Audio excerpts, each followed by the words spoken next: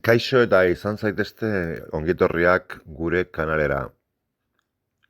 Kanal honetan badakizue ebazten ditugula USE Euskal Herriko Unibertsitateko azterketak eta oraingo honetan batziko dugu 2018ko ekainean agerturiko ariketa bat. Ariketak dioenez, puntu bat ematen digute, bi minus bat, bi eta zuzen bat ematen digute. Isa zati bi, berdin iken iru, zati bat, berdin zetaken bat, zati minus bat. Eta eskatzen digutena da, zuzena eta puntua barneratzen dituen planoaren ekuazioa kalkulatzeko. Orduan, idatziko genituzke, bai zuzena eta bai puntua. Eta zuzena idatziko dugu era parametrikoan, asko zerrexagoa delako puntuak eta vektoreak ateratzea, bertatik.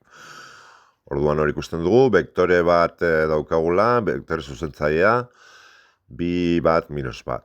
Landaren koefizienteak dira.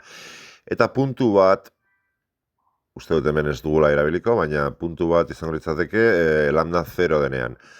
0, iru bat, ez? Balioak isai eta zetarenak.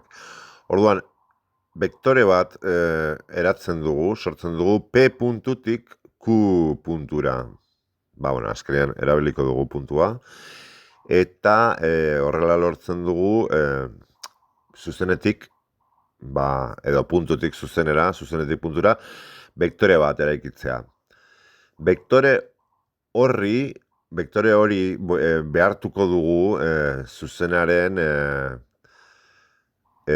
parte bat izatea, ez? Vektore hori gure planoaren vektore bat izango da.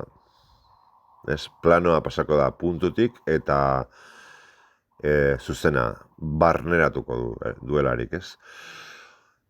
Nola ziurtatu dugu hori, P puntua planoko puntu bat izango dela, eta Q puntuaren zuzenekoa eta planoko puntua izango direla. Orduan horrela, determinante bat eraikiko dugu, lehenengo lerroan, isaken bi, igei bat, zetaken bi, P puntua barneratzen dugu. Bigarren lerroan, PQ vektorea, hau da, puntutik zuzenera doan vektorea, eta hirugarren lerroan, vektore zuzentzailea zuzenarena, ez? Bi bat, minus bat. Idatzeko ditugu, eta sarrozen bidez, kalkulatuko dugu nola gelditzen den plano honen ekuazio orokorra, ez? Ekuazio implizitoa. Orduan hor, batuketak egiten ditugu, diagonalak bidertu, beraiekin, eta batu, paraleloak direnak, eta gero kendu prozesu berdinean, bigarren mailako edo diagonalak. Eta bere paraleloak. Orduan azkenean, eraiketak egiten ditugu, eta lortzen dugun planoaren ekuazioa, minus iru isa, ken laui, ken amar zeta, gehi hogeita bi, berdin 0 izango da. Ez dugu aztu berdin 0 hori gehitzea. Planoaren definizioa hori bai da. Hiru vektore hauek, berez hiru vektore dira, puntuak osatzen du vektore bat, generikoa.